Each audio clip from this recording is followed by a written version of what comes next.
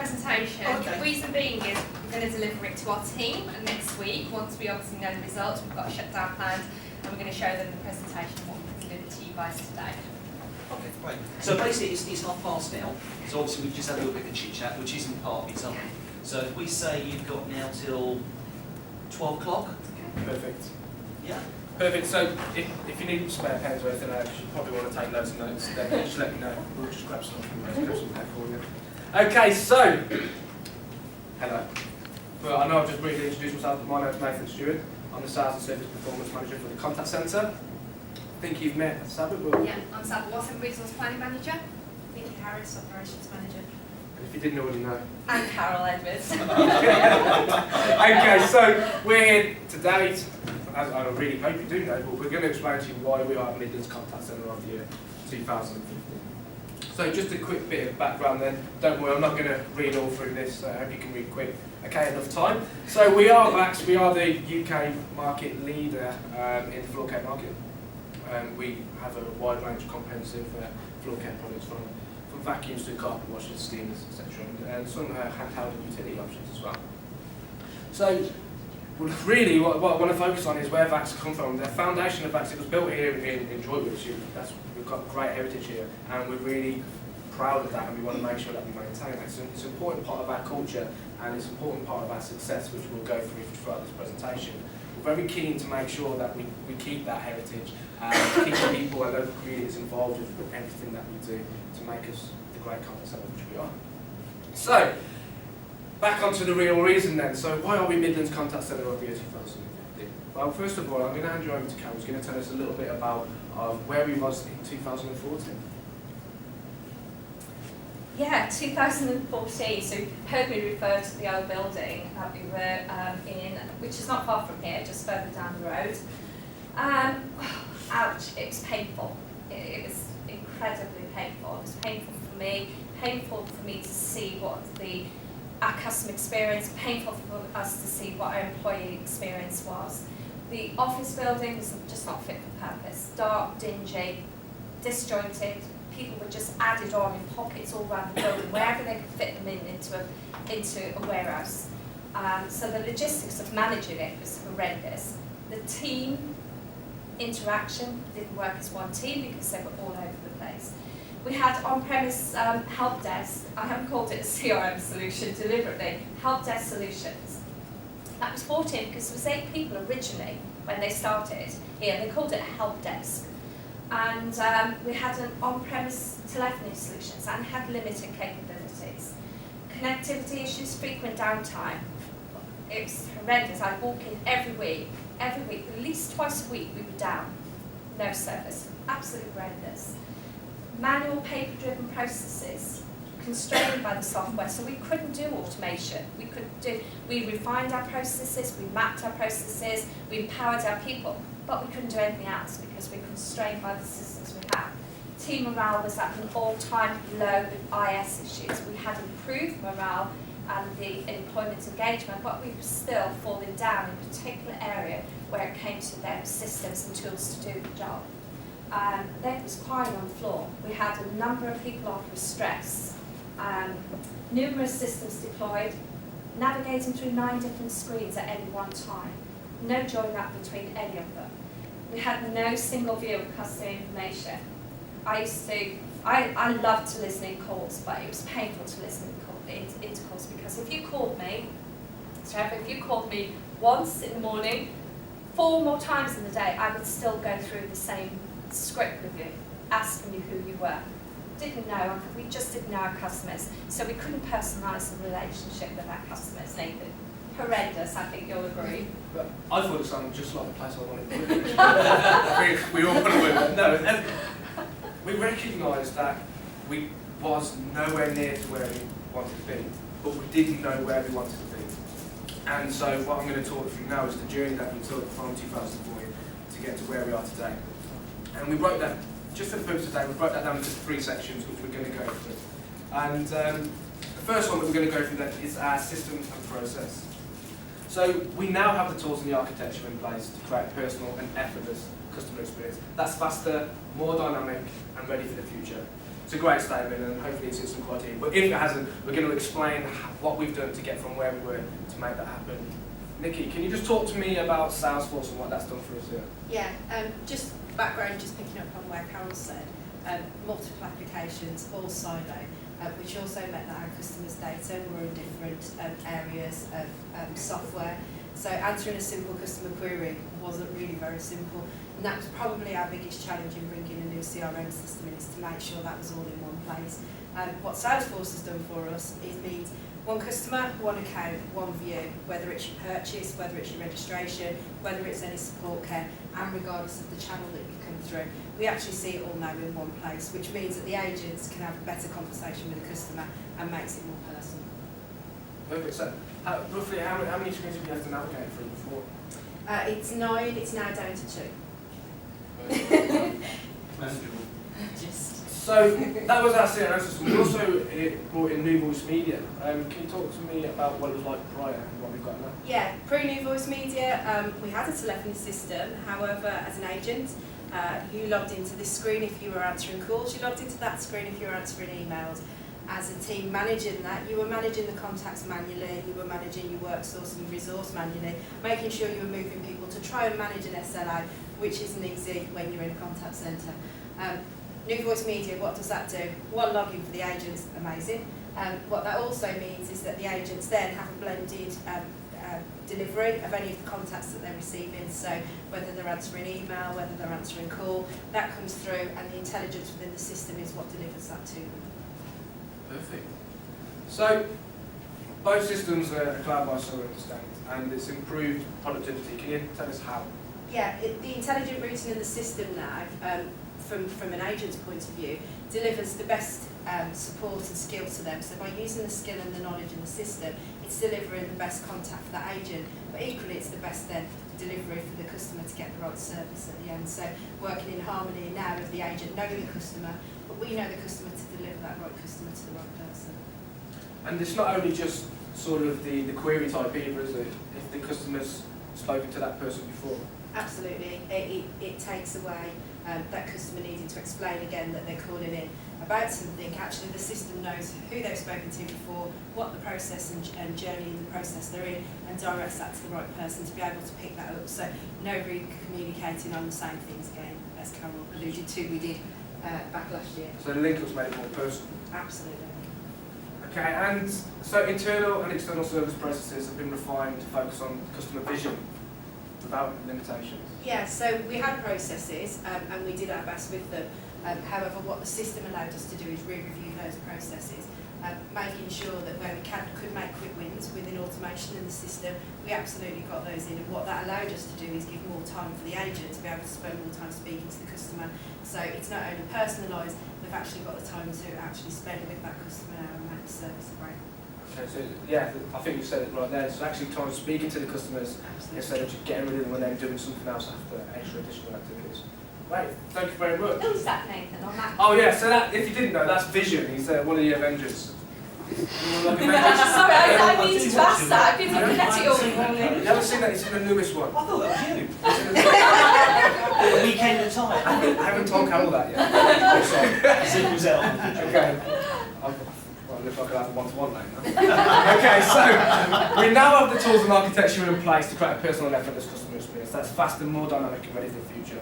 As we said at the beginning, we didn't know who our customers were. Now we do. If we've spoken to that person before and that agent's in on that day, then they get to speak to that customer again, offering that personal experience. And that's been made available by the investment in our systems and by refining our processes to make sure they're much smoother. And Nathan, also, we use the intelligence of the system. If a customer's had a low NPS score, then we route that to some of our advocate agents to understand why they scored it low, to make sure that we can resolve and rectify anything that's wrong and follow up on that. So we could never have even dreamed about it before, but we can use that intelligence now in the system to make decisions. If the customer's in our database and we know them, then we bypass the IVR and we make decisions based on the intelligence, which is such a great place to be. Yeah, I pinch myself. I keep saying I pinch myself. That's relevant as well. Bypassing IVR, that's if you've called in and you've called within the last sort of about, if you've called and spoken to us before, then you can skip that IVR and go straight into not going through all the queues. We'll remove that because it's a nuisance. So I think it comes across in a lot of the contact centre experts I've been to. And we started off with no data, 3-4 separate databases, registry, I can't count them, and all different types of data sets. We've now got one database in the company with 2.5 million records in that database that our marketing team market out to. So that is our systems and process. That's just one stage. So the second thing that we broke it down into was our environment and our culture. And as I stated at the beginning, that's extremely important to us and part of our heritage of balance. So our team finally have that working environment that complements our culture. It's modern, engaging and dynamic, I hope you'll agree. Showing attention to detail in every direction and creating an end result that shows off the highest of standards. Again, it's a great statement. Saba, talk to me about this site move. So as I mentioned to you guys, we've nearly been here almost a year, and I'm sure you agree with me, it still looks like it's brand new. The site move actually coincided with Salesforce and New Voice Media implementation. So actually the reason we chose those systems was because it was cloud-based. We switched off on a Saturday night. We started here on a Monday morning. Absolutely seamless experience for us as well. And before we moved, we actually did a number of workshops with our people. We asked them what they wanted it to look like, how they wanted it shaped, what colours they wanted. So, VAX orange, would that be suitable everywhere? No, so we've gone for these really nice, relaxing, calming colours because we want our actual people to be actually happy in the environment that they work in. Yeah, great. The last place was really dark and separate as well. Yeah, so that's how Carol mentioned, disjointed. So 3 areas, disjointed, dark, dingy, lights didn't work, very depressing environment to be in. That's really And here we are into this purpose-built contact centre. Thank you, Saba. So there was a huge investment in technology infrastructure. Can you explain Yeah, that? so we spent loads of Axe's money. We were actually adamant. So you're happy about Yeah. Christmas present. So absolutely happy. We managed, like in the picture you can see, we've got little gift boxes for everybody. All of our PCs, we moved from PCs, to thin clients. To help us with that cloud-based system as well. So we actually had 1970s PCs, different makes, different software, Windows 95, Windows XP, I can't open a document, you can, etc. So we moved to thin clients, so that was a big change for us here as well. And that allows the agents actually to switch seating very easily. We had new phones as well installed, new keyboards, new monitors, because there's nothing better than when you come into a new building, you're sitting down, you're working on a new keyboard and using new items, not taking anything with us as well. Also around the contact centre we had full ward visibility, which we didn't have in the contact centre. So directly what the agents could impact on were the stats and the calls waiting, and that was all clear to them there. Live information. Isn't Yeah. it? We're not reactive. And we display any other sort of information, so when we have a new marketing campaign, some of the wallboards are different, so we'll then just switch to give any sort of tips of the day, what's happened last week, who's best sales, etc. Thank you very much, Saba. So can you tell us about for the purpose of the new build, we wanted to focus on meeting spaces, training facilities. Yeah. What do So we do? how was it like before? We had one meeting room, which we used to all fight over, so imagine the amount of teams. I generally used to win, because I walked them out. But yeah, so we had purpose areas around the contact centre. So this lovely picture here is the Hive, which I obviously didn't stop you guys when we were walking across as well. Absolutely beautiful, relaxing environment to sit in. Doing your team meeting in that, how great is that? Would that be? You're sitting there, your team are engaged because they're relaxed, they're comfortable, they feel free that they want to speak, say what's on their mind, so on. And around the contact centre, we've done soft seating as well, so we can just go to do a return to works, any sort of other coaching things as well. Team meeting, so what's that to discuss? Is that to discuss? They can discuss absolutely what they want. So we're committed to the team every month. They have 1 hour offline. They want to talk about what's the latest fashion trends or whatever the latest product is. Not that they do. Not that they do. So they have that 1 hour every month that they can talk and do what they want. And what's that generated? That's generated a great atmosphere within the team as well because they're relaxed. And that's on top of development time? Yeah, that's totally on top of the development time separately. Perfect, thank you very much. And so, outlooks and attitudes have risen to match the new surroundings. Again, how do you know that? How do we know that? Our employee engagement results. So to the team, they don't know, so this information I'm going to tell you is hot off the press. So this year, my team result was 91%, okay? My manager result was 81%. Our personal growth is 78%, just to name a few. So we've asked our team what they felt like, how they felt, what's the last 12 months been like, and those results speak for themselves, so to speak. They're happy, they want to be here, they want to do the best job, they want to speak to our customers. And one of the things about the attitudes as well, the first day when we moved in here, people were coming up to us and they were telling us, I bought myself a new blouse, I bought myself some new work clothes, because they're really proud that they want to come in here as well and work in somewhere new. And also they see themselves as working in an office. We kind of get stereotypicalised to be into a call centre or be working in a contact centre. Actually, we're working in a customer engagement centre because we're engaging with each other and we're engaging with our customers. You mentioned engagement centre, which is a change, isn't it, in the way that we view. What did we do? So so what we did was we spoke to in January of this year. We changed everybody to customer engagement executives. We're an engagement centre, and that's actually driven a different behaviour. So people are actually proud to say, "Well, actually, I'm going to work in the office today." No, we're not customer service advisors. We're engagement executives making executive decisions, empowering people to make those decisions, which are right for our customers. And I think the service as well, we had to take the service away from them because we were saying they had very much the business mindset of the help desk, and we talked about yesterday, they used to call the care line, and we're much more than that. You know, when we're speaking to customers and customer service is much more than that. And engagement encompasses everything. And it is sales. Sales is a huge proportion, and we'll touch on that as we go through. So yes, there was a mindset change to help them along the way, changing their job profiles and making it specific to the customer engagement team that we are today. So we now have that working environment which complements our culture. Our culture was there. The people have always believed it, and we focus on that. The people are at the heart of what we do in the contact centre, and it needs to be, and the customers need to be at the heart of the business. But now we can show that off in the state-of-the-art purpose-built contact centre, which is, and couple that aside with all the systems that we've already gone through, it's futuristic. We can keep moving forward with new trends. And we are showing off the high standards, and hopefully when you walk around you see how motivated and just how people are. It reflects in what they do. If someone's smiling, you can hear it over the phone, and I think we've all probably said that to somebody when we've gone through a contact centre, smile, the service will smile. So the last point then, the third final bit is our family and our friends. Our friends are our customers, and if you score as well today, you're certainly one of my friends too. So we've begun to remove the obstacles that would prevent our team from developing relationships with our customers. We now focus on quality over speed for each interaction, bringing us closer to the goal of providing a personalised service that adapts to our customers' needs. So we've got a heavy focus on homegrown talent here, haven't we, Sandra? Yeah, we have, and I absolutely love this slide to tell you the information. So, as I said, 78% was our result for personal growth, and we've done that by the variety of these three specific areas. And actually, in the business, we're the only people that actually offer these specific schemes. So, the MBQs is our external offering that we've done, and we had 34 people who've completed an MBQ in the last 12 months, which is great. Hand in hand with that, we've got 32 people still on an MBQ this year as well. So out of a team of 90, that's almost a third of our workforce that's going through that programme. Pathway. Okay, so Pathway, what that is.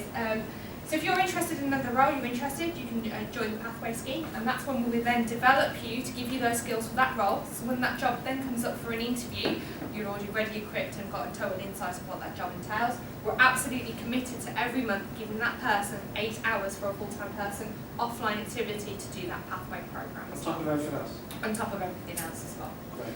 And we range, our pathways range from team manager's position to recruitment position to media support, to just name a few. Apprenticeship. So I introduced you to the area where the guys were sitting part of the VAX Academy. So again, absolutely fantastic scheme for us to have here. We want to kind of really give back to the community about having local people here, giving them opportunities as well for those young adults. And actually, we've already got business sponsors from other areas of the business that actually want to have these people after that apprenticeship scheme has finished already. And is anyone else in the business doing apprenticeships? No.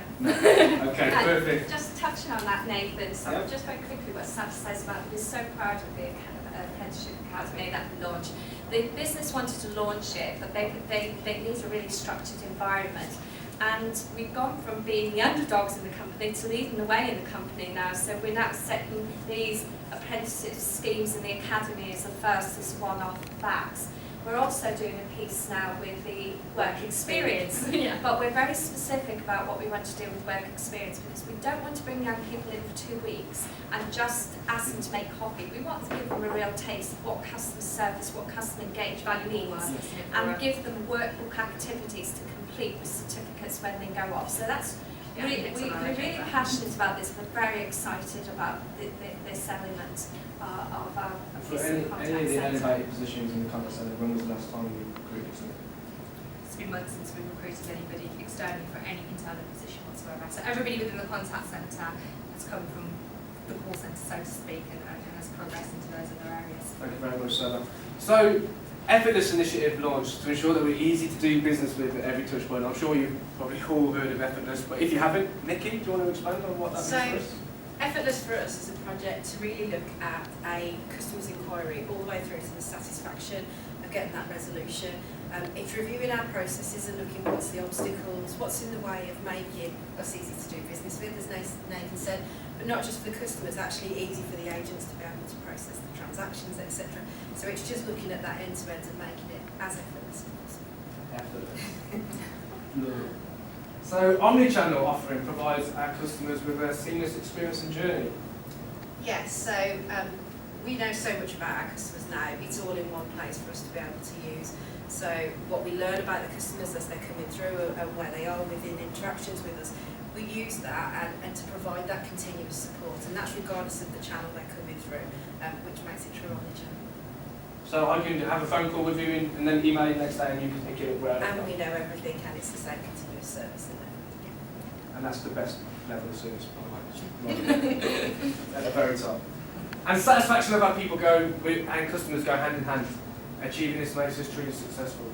Yeah, What do you mean by that? so we want our people to be motivated. We want them to come to work because they want to come to work. And if they're happy, they will then make our customers happy, and our customers will come back and return to us as well. So we've launched a number of things within the contact centre to be flexible to our staff. And the reason, for example, we launched flexible shift start times. So say if they're running late, nobody intentionally wants to be late, but if they are late, they can just phone us up and say, look, I'm going to be late, and then we'll slide their shift by 15 minutes up to an hour and a half as well, so be flexible. And what's that done for us? That's actually reduced our lateness within the contact centre. We've had nobody on any sort of timekeeping reviews whatsoever, and less than 1% is like So how do you know our people are satisfied with where they work, as in working for VAX? Well, they tell us, they talk to us, and our employee engagement results tell us exactly that. What about, do we have a lot of people leave? No. So in terms of our attrition rate as well, absolutely fantastic. So when we first joined, about 35%. This year we're 16%, less than the actual business as well. So the business is doing about 25%, 60% is our contact centre result as well. In terms of tenure as well, our average tenure for somebody is about 2.5 to 3 years as well.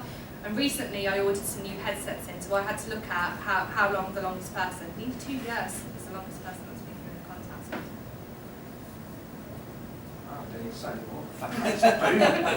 Okay, so yeah, we've begun to remove the obstacles that prevent our team from developing relationships with our customers. We can focus on quality over speed for each interaction, bring this closer to everyone, providing that personalised service. When we talk about the quality over speed, AHT is dead. I think that's what we all hear in sort of discussion. We want to remove that. We need to focus on having those. If it needs to be a long interaction or long conversation with a customer, we need to have that to make sure that we're getting it right first time. We need to make sure that we're doing what the customer, making sure that we retain that customer if we're offering a high level of service. And the way that we're doing that is by making sure that our agents are, or our executives, are easy to do business with, and we want to make it easy for them to be easy to do business with through the effortless experience. And Nathan, you touched on AHT. We have a balanced scorecard, and AHT was one of the measures that we had. That's been totally relaxed. And we're bringing in the new systems and the new service, because as we've introduced the new channels and we've got the ability to manage those channels, as you know, channels are choice for customers now. Customers are dictating what channels they wish to use. It's no longer us deciding and saying we'd like to deflect calls to this. Customers are actually going to the channels of their choice, which is quite rightly said. What it's naturally doing is you're getting more complex calls coming through your helpline, coming through on the calls, and then customers are using chat and the email and the other social media for their other interactions. So it's a really interesting journey, and actually I don't even think we need to strategically plan that journey, because it's organically happening with customers dictating what they're using. And I think the AHT just got in the way of what we were attempting to do.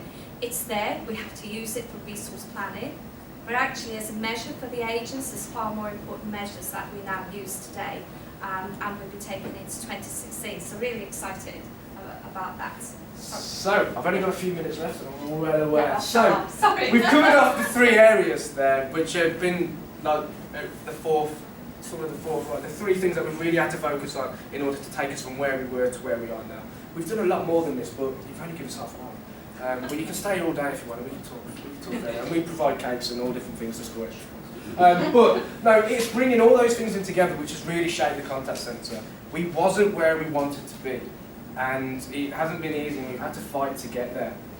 Now, all of these great things, it's got to speak for something, and the business needs to see some return of investment for all the investment that they've put in. Our people, our customers need to receive a better service after all that investment that the business put in.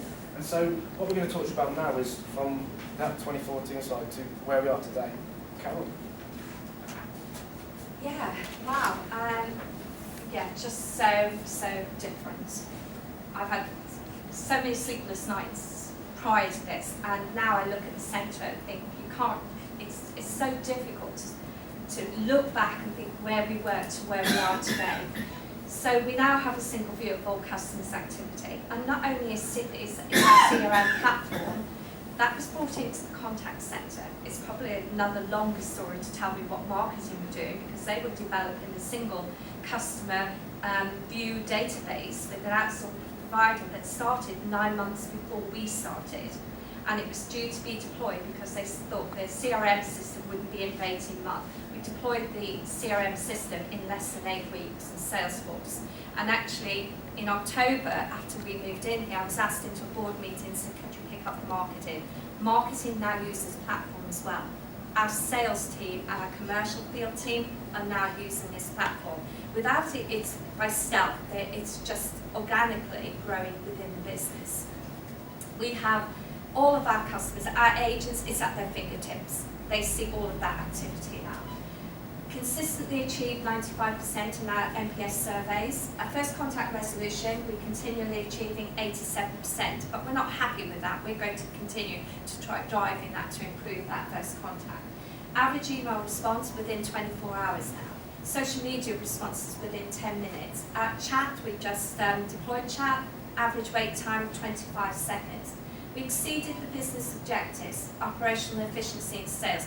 Our sales conversion in our basket, and that doesn't seem like a very high-powered sales team, but we'll deliver nearly 2 million sales in that team this year, throughout the team. And the basket conversion size is £10 higher than it was last year. And they've been able to do that because we've taken the noise away. They can now talk to the customers and take the opportunities when they're in to give the customers great offers. Our budget, my budget this year will come in the same as it was in 2014. And out of that budget, we've delivered the same volume of contacts. So we have the contact mix blend is different, but the volume of contacts that have been answered is the same. And that's with a reduced headcount of 11 FTE that was taken out of my budget. And I had to pay for the systems, and that's out of my budget. So out of the budget, I paid for it. So it was, you can have this system, but you're going to have to pay for it. So whilst we would do 2 sets of ROI, as you know, the business want the traditional ones, and you do the important one, which I think is important now, is the customer emotional journey, which is longer lasting with the customer, but the business wanted to see, well, we delivered on it. So I was really pleased about that. Highest employment engagement, Sabs has alluded to it. We increased an incredible 9 points this year. And when the business, and we haven't done well in our overall business employment survey, and I'm working in groups in the business where they say, we need to look at what they're doing in the contact centre because they're doing something that's right with their people.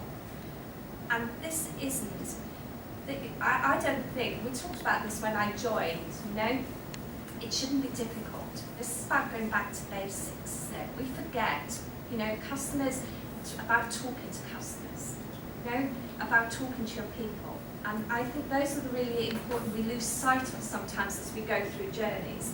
But that's what's got us there today, through engagement with our customers, engagement with our people. We're a proud member of the Institute of Customer Service because we want to benchmark ourselves. really important as well, that the continuous improvement is not stopped there. We're planning, we've just done strat planning for next year. So we're now looking at knowledge base, next best activity, everything from what we're going. We're really going to be ambitious. We're working with groups across the company in different elements to see how we improve our direct sales, because we have retailers and we have our direct sales, but how can we help drive that? So we're now reaching out with the contact centre and we're actually seeing customer service. People are talking about customer service. For me, that's a job well done. If I've got the people and I've got the business talking about customer service, we've achieved what we needed to achieve. Thank you very much, Carol. I think I'm going to bring it to a close now, you'll be able to. But I think what it's clear to see is that it's a completely different place to where we were from